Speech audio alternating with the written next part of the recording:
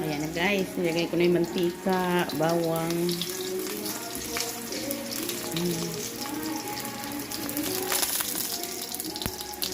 Ayan, sunod natin yung sibuyas.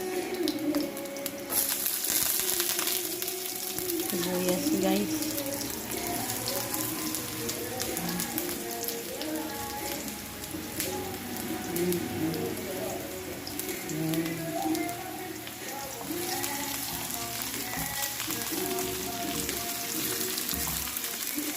Ayan.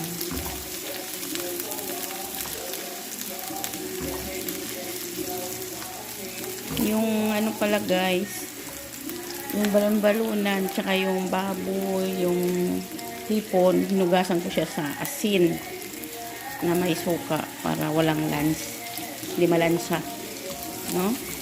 Ganun ang technique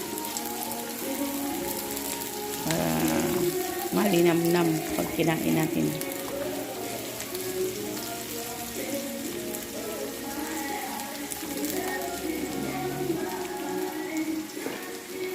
Sunod natin ilagay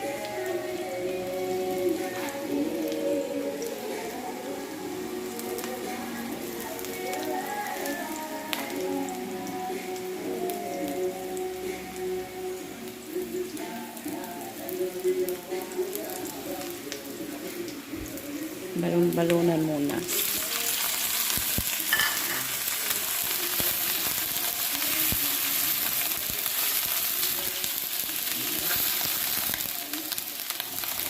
Lagay ko na yung gulay.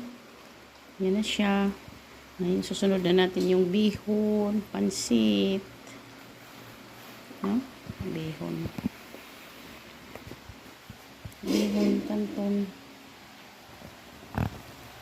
Yan, nilagay ko na yung bell pepper. Ba? Yan na siya.